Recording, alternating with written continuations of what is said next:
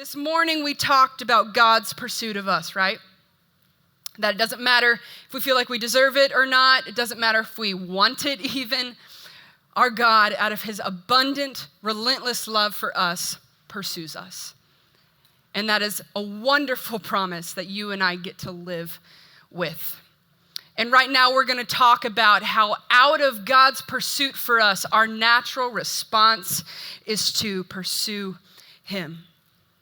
Much like the disciples, when they were called and they said, "Come follow me," Jesus said, "Come follow me." The only thing they could even think to do at that time was to say, "All right, let's go."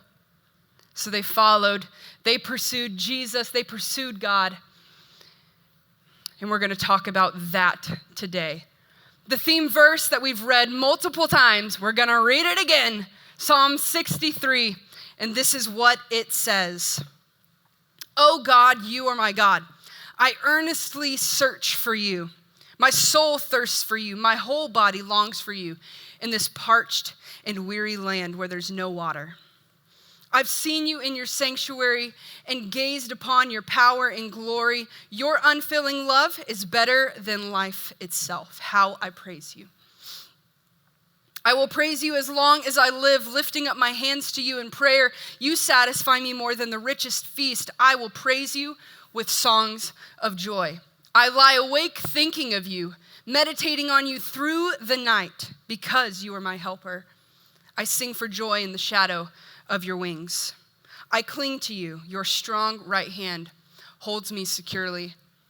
I think it's easy to read this and think that the man who wrote it, his name is David. If you don't know, he wrote a ton of the Psalms.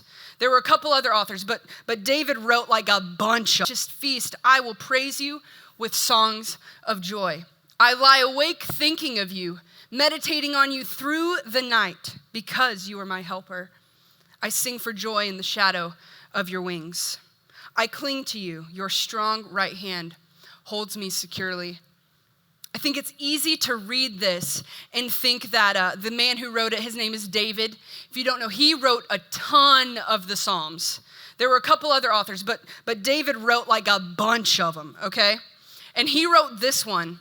And I think it's easy to think when you read it, it's like, okay, yeah, David's life at this time to fully grasp how powerful this passage actually is. And so I'm going to explain that to you.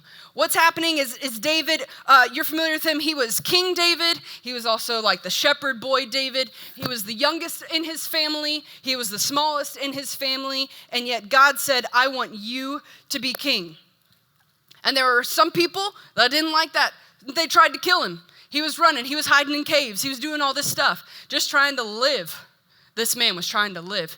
He defeated Goliath. He did all these amazing things, and then when he became king, he made some mistakes. Yes, he did. But what happens here in the context, right before this, is David's son named Absalom. Say Absalom. David's son just really didn't like how David handled something, to the point that he just let it kind of fester. He let it kind of live in his spirit that he didn't like this. And eventually it became resentment to the point of, I'm going to kill my father, literally. He rebelled against his own dad. He went around to other places and was like, "I'm king now." He wasn't literally, but he was like, "I'm king now." And then he plotted with other people to kill David, his own father. And so what does David do? Well, he's not going to fight his son. He's not going to kill his son. And so what he does is he runs, he flees. So in the context of this passage, right before he says all these wonderful, beautiful things about pursuing God, David is in the wilderness of Judah. I imagine it's cold. I imagine he's just running around with his little sandals on. He left feeling probably lost and desperate. He lost his son. He lost his other family. He lost his kingdom, being king. He lost his house, the palace that he was living in. He lost everything. And now he's alone in the wilderness. It is in this place, here in this state, that he writes this. Can you imagine what he's feeling in this moment? Try to put yourself in his shoes, really, for a moment. I'm sure he feels betrayal. I'm sure he feels like the deepest sadness and grief one can feel. His son wants to kill him. He probably feels helpless or hopeless and lost and just desperate. And I'm going to read this again now with this context in mind. Oh God, you are my God. I earnestly search for you. My soul thirsts for you. My whole body longs for you in this parched and weary land where there is no water. I've seen you in your sanctuary and gazed upon your power and your glory. Your unfailing love is better than life itself. How I praise you. I will praise you as long as I live, lifting up my hands to you in prayer. You satisfy me more than the richest feast. I will praise you with songs of joy. I lie awake thinking of you, meditating on you through the night because you are my helper. I sing for joy in the shadow of your wings. I cling to you. Your strong right hand holds me securely. It reads different, doesn't it? When you understand the just pain and probably confusion and the hurt and all of the emotions that he was probably feeling at once. He reads this. And if you've ever wondered why David is referred to, maybe you've heard this, David is referred to as a man after God's own heart. It is for reasons like this. Because despite everything he was facing, he still pursued God with all of his heart. And so what can you and I take away from David's pursuit and apply to our own pursuit of God? Let's read that first verse again. We're gonna take this bit by bit. Oh God, you are my God. I earnestly search for you. My soul thirsts for you. My whole body longs for you in this parched and weary land where there is no water. In this moment, he is experiencing physical pain. I imagine he doesn't have any food. He doesn't have any water. He's just like barely surviving here, physically, as well as emotionally, as well as probably spiritually, he feels like. But what is so beautiful about David's pursuit of God is that he is not afraid to be brutally honest with God. So what do we need to do? We need to learn to be brutally honest with God, even if you feel like he's not there. I imagine that maybe David didn't even feel like God was with him. It's hard to feel like God is with you when everything around you feels against you. But what does David do? David doesn't ignore the pain. We don't have to ignore the pain. He doesn't ignore it. No, because he knows that it's worth it to face it, to feel it, in order to experience what only God has to offer. And if you read literally any of the other Psalms that David has written, you will see this is a pattern throughout his life. He's like, oh, life is hard. This is happening. These people are after me. And then it turns, but God. He's not afraid to be honest. And you and I sometimes are afraid to be gut level honest with God. And I don't know about you, what your reasons might be. I think some of our reasons might be similar. Some of them might be different. Maybe the reason that you're afraid to be this honest with God is maybe you feel like he's not even listening. I don't know if David thought he was listening. I don't know. I've felt that before. Maybe it's one of those things that you can't even put to words what it is that you're feeling. And so sometimes what happens when we get into this space in our mind and our emotion, this is something that I learned about myself in counseling. I'm not afraid. I love counseling, y'all. I've learned, changed my life. But what I've learned about myself in counseling is that I so easily, because I can't put words to it sometimes, invalidate what I feel or what I think. And I literally would use the word, I just feel silly feeling that way. She literally said, stop saying silly. Stop saying that you feel like you're silly. Stop that. But what I'm doing there is I'm invalidating it. I'm saying what I feel doesn't matter. But that's not true. That's not true. Maybe we feel the distance between us and God and we're just like, it's fine. I'll just deal with it. I'll just live with it. Maybe for you, it hurts too much to let yourself go there. Do you get what I mean when I say that? I feel like sometimes the things that we're feeling, we either push them aside because we're invalidating them, or we just in a similar way, push them aside, but it's because we're ignoring them because it is too hard to feel the pain. It is too hard to feel what we feel. And so we don't get honest with God about it because we can't even get honest with ourselves about it. And in that same thought, we just don't want to feel it.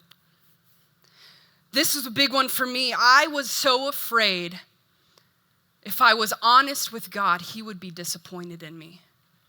Which again isn't true because God, what I'm doing in that moment is I'm saying that God is going to respond like other people in my life have.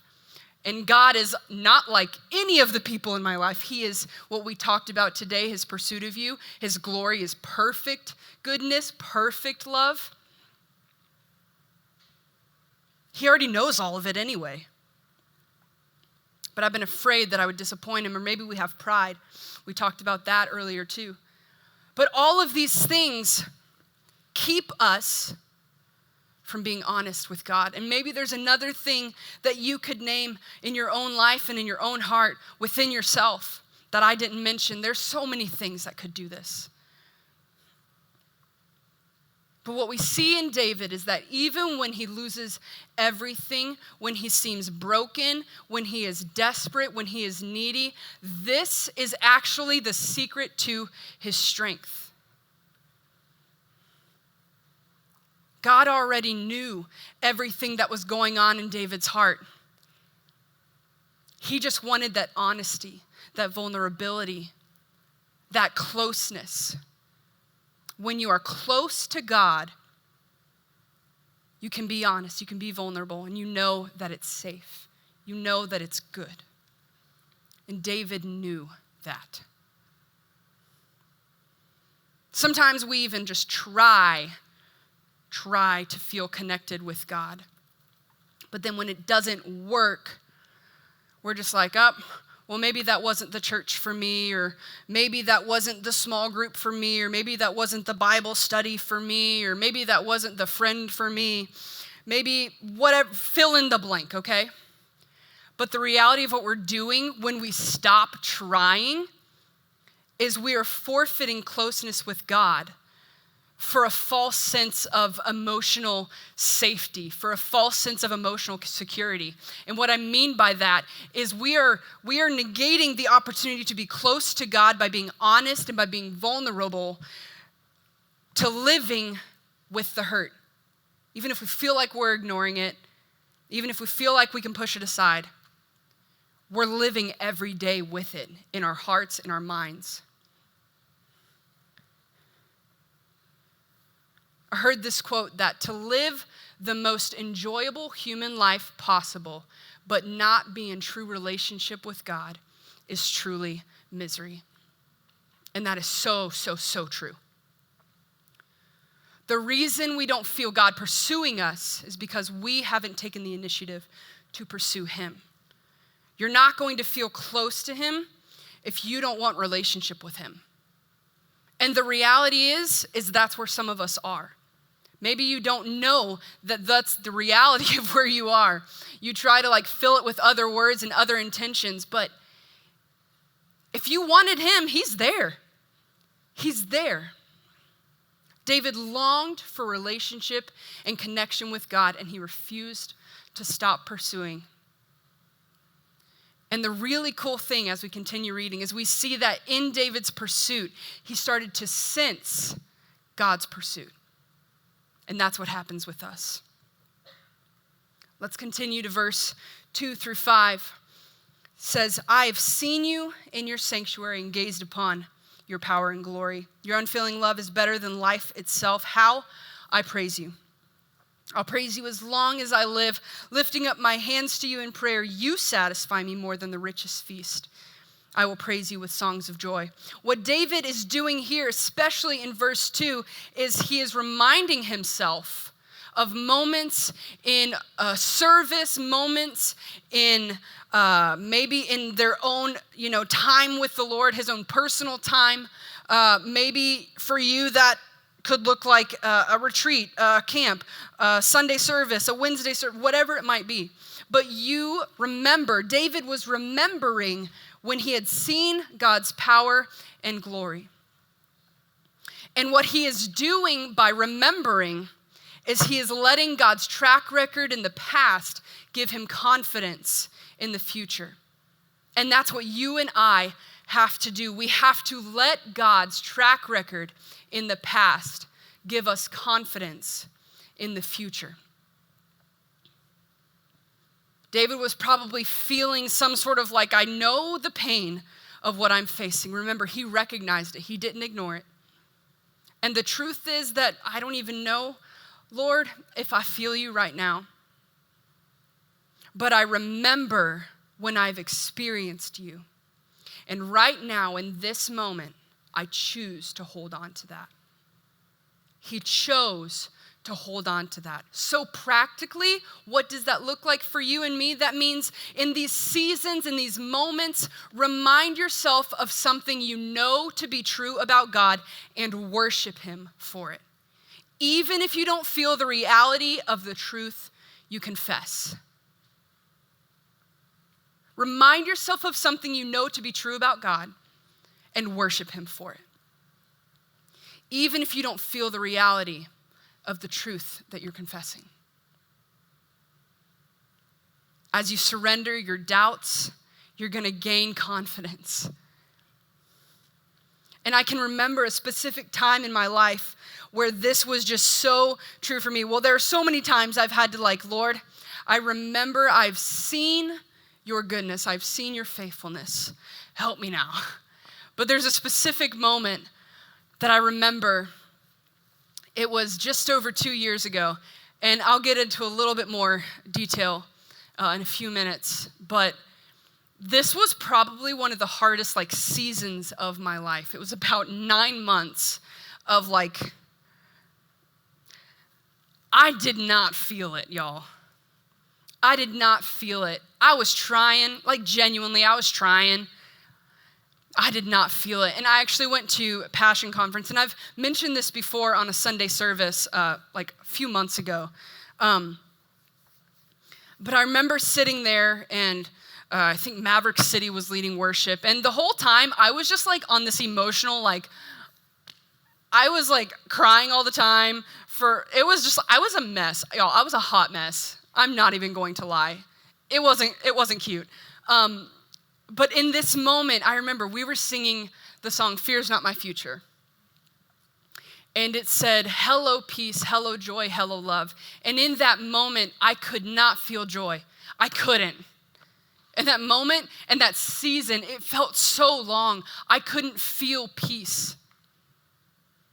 I couldn't feel hope. I knew that I had hope in Jesus, but I couldn't feel it. And I'm saying this not even to well, good job. No, because I'm letting you know I've been here. I get it. I literally was sitting there weeping, okay? We're singing this song, and there was a shift where I just made the choice, Lord, I'm going to sing this. I'm going to receive this and claim this even though I can't feel it. I had to correct my view. I had to fix my focus, and I had to see God for who he truly was, who he truly is. And I needed to believe in that moment that who he had been and who he is now hadn't changed. And that's what we need to do. And that's what David was doing here. You and I have to get into the habit of looking back on God's faithfulness. And when we remember God's faithfulness, we're brought to a place of worshiping him for his faithfulness. This confidence that comes from remembering brings us to a place of worship. And this, I believe, is the purest form of worship to God. That even when you don't feel it, you're saying, but Lord, I know. Lord, I'm choosing you.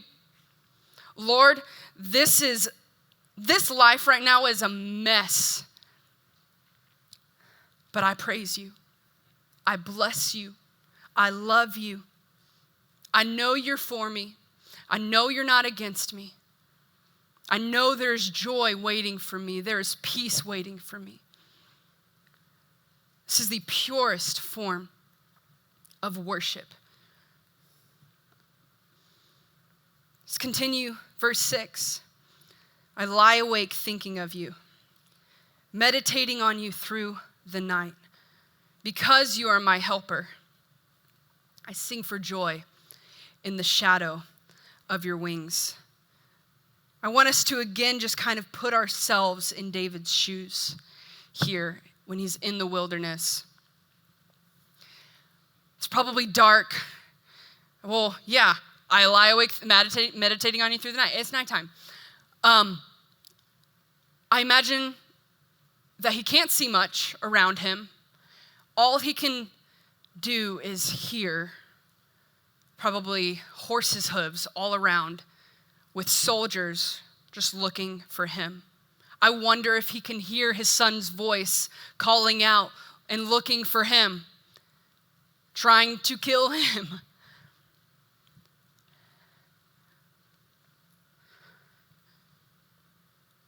I love what it says in verse 7. Because you're my helper, I sing for joy in the shadow of your wings. This phrase, the shadow of your wings, is used a lot throughout Scripture. And when it's used in reference to a place of comfort. You think about a bird, or I thought about a penguin when I first saw it. The little babies, they like hide under the mamas. It's silly, I know, but like you get what I'm saying, right? We hide under the wings and we find safety, we find peace, we find comfort. We're sheltered from what's happening around us. David was at rest. Psalm 3 is another psalm that he wrote. It's believed at the same sort of time where he was in the wilderness. And Psalm 3, 5 through 6 says this. This is David saying, I laid down and slept, yet I woke up in safety. For the Lord was watching over me. I'm not afraid of 10,000 enemies who surround me on every side. Can you imagine having that kind of peace in this situation where you can sleep? I can't. Someone's coming for me, I'm gonna find the best hiding spot. I'm gonna make booby traps. I don't know. I've seen Home Alone. But what does he do? This man sleeps. That's how much trust and faith he has in his God. He is sleeping. And so what can we learn from this? We learn that in our pursuit of God, giving God access in spiritual turmoil results in spiritual rest. This turmoil is another word. It's just an unrest within you. It's an unsettled spirit.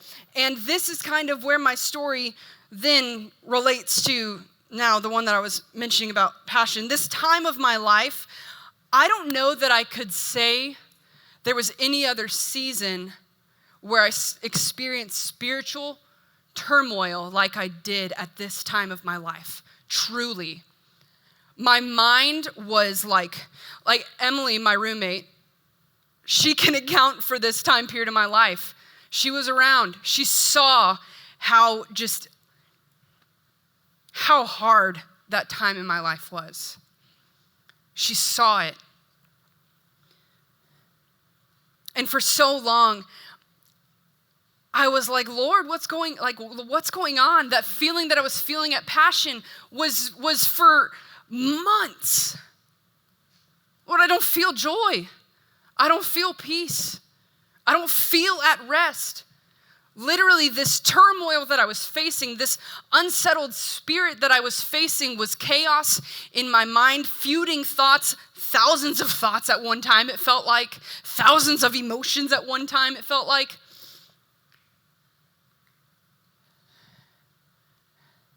I literally couldn't sleep. I literally couldn't. I had to start taking melatonin so I could go to sleep because my mind wouldn't stop talking to me and yelling at me and fighting with me, and it was just crazy. And I was exhausted, and I was hurting, and I was like, Lord, what else what can I do? What else can I do? But the reality of my situation at that time was I was not giving God access to my spiritual turmoil. Not really. The things that I needed to surrender to him, I was holding on to so tightly because I was afraid of losing them. I was afraid of losing it. But when I finally let go, and this was the time in my life when I started going back to counseling, yay counseling, through the Lord, through counseling, through being real and honest with myself, with God, with my counselor, with Emily, my friend. For the first time, I was able to rest. And the reason I couldn't was it was me. I wasn't giving him access. And so I imagine being in that place where David was, at that place where I was emotionally, but in David's shoes, I would not be able to rest. But understanding that giving God access in that is how I receive rest changes everything. When we surrender control, God overpowers the chaos in our minds, in our hearts, in our spirits. Spiritual rest does not come from change of situation, but a change of who's in control. We have to understand that because I think we put God in a box a lot of times saying, Lord, do this, change my situation, make this easier, and then I will rest in you because things are good. That's not how it works. To just pursue God when things are good is not how it works. In this moment when David is remembering all that God did, who he was, his faithfulness, his goodness that he experienced before, holding on to it now, and thinking about that. It takes a choice, y'all. You have to be intentional about surrendering those things that are causing turmoil in your life. It could be people. It could be control, which is probably partially people as well. It could be doubts. It could be so many things, but we have to be intentional about surrendering it. And when we surrender it, think intentionally about God and his goodness and faithfulness. And then we will be able to sing for joy under the shadow of his wings. we will be able to find rest under the shadow of his wings. No matter what's going on around, no matter the chaos around.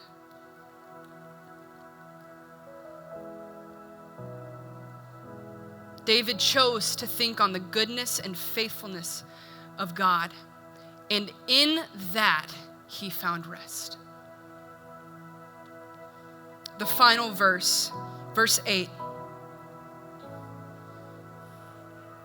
he says, I cling to you. Your strong right hand holds me securely. I cling to you. Another translation of the Bible says, I follow closely to you. I cling to you, God. David was not a perfect person, and if you know any of his story, you know that he messed up big time. Big time.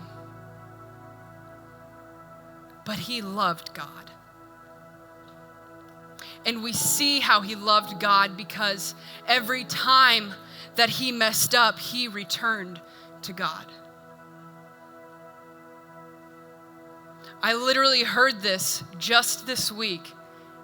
Every time David fell, he fell forward. He fell towards God. He fell into God's grace. He fell into God's love. He fell into God's arms that were right there, open and waiting for him.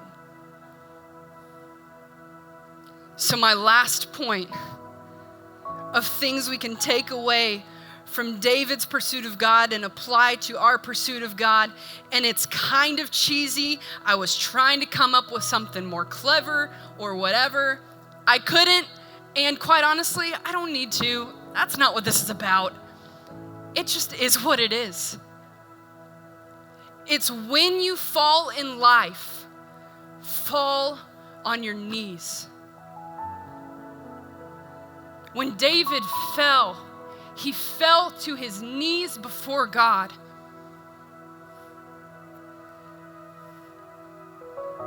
He fell into the arms of God, who was pursuing him even when he messed up, even when he didn't deserve it.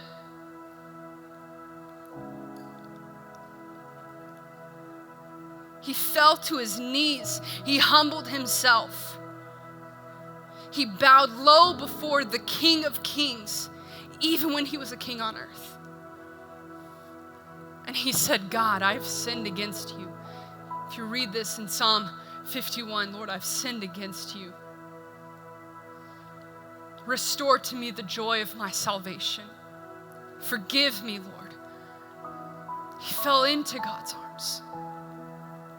He pursued God. I think of this story, maybe you're familiar with it. It's of the woman with the issue of blood that we read in the New Testament. This woman had been bleeding for 12 years. I cannot imagine. But at this time, especially this time period, anyone with something going on like that, anything like that, they were seen as unclean. They were cast out of society. They were avoided. They were ridiculed. I'm sure they were mocked, and just the worst things were said about them.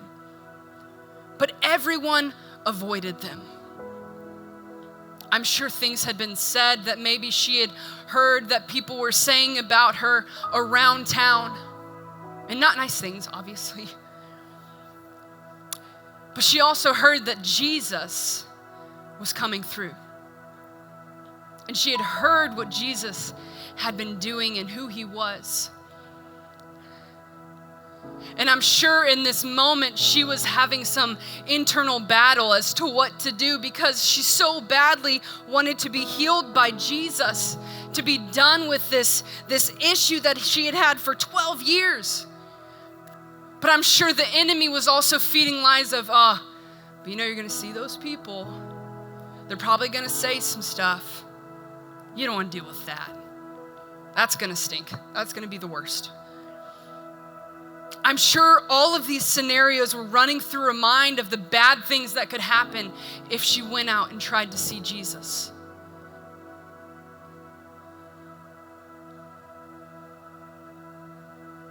She chose to seek him.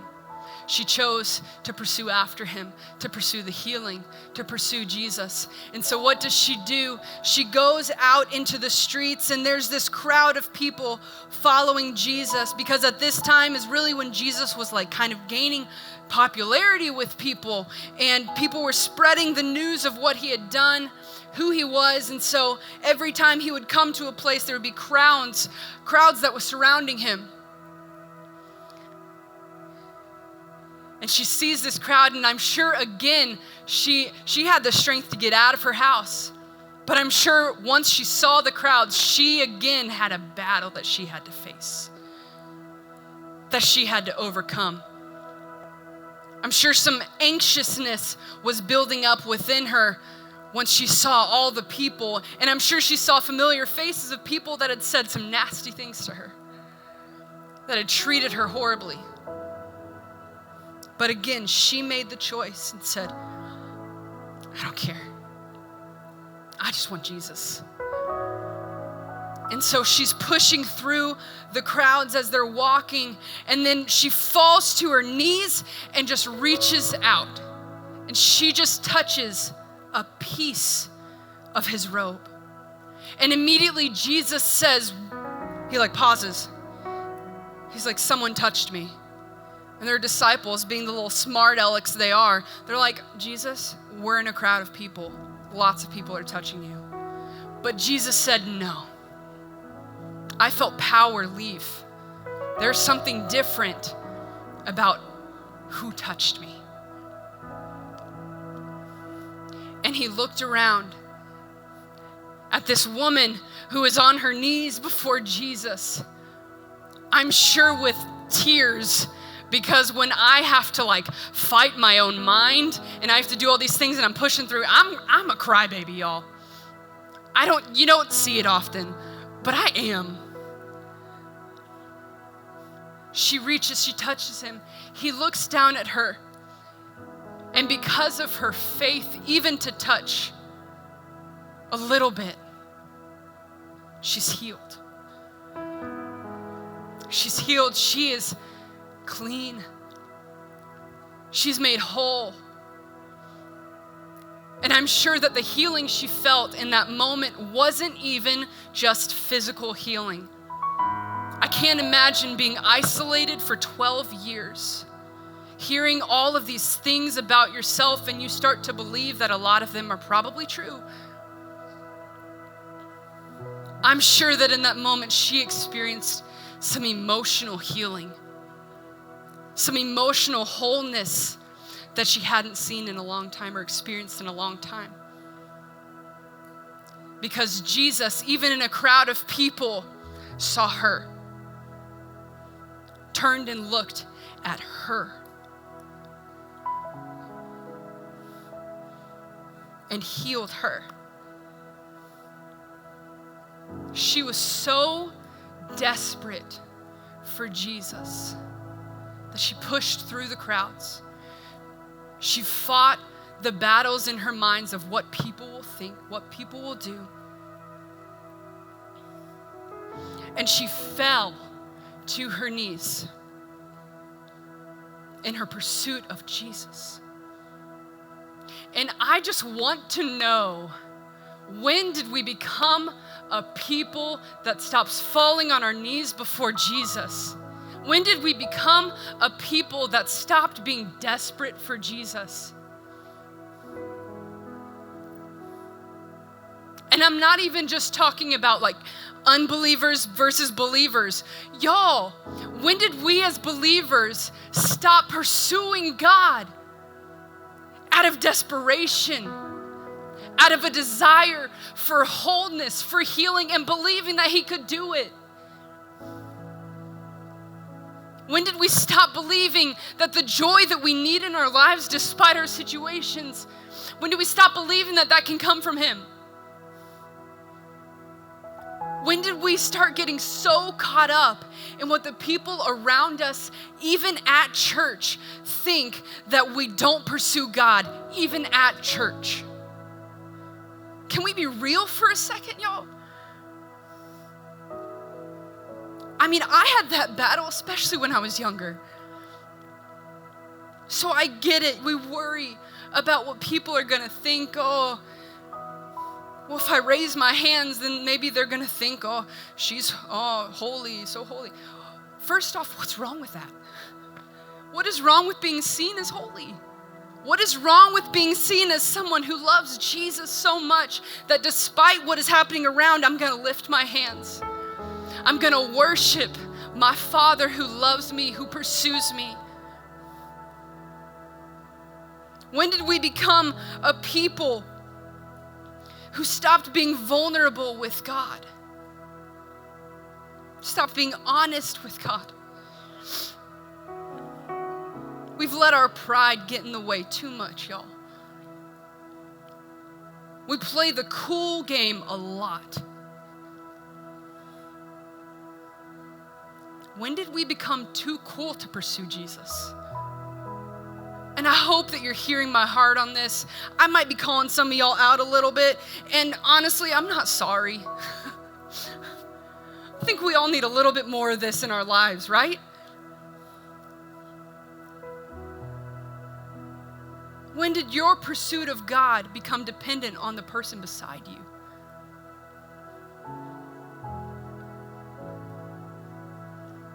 Your salvation has nothing to do with them. It has nothing to do with them. So stop making it dependent on them.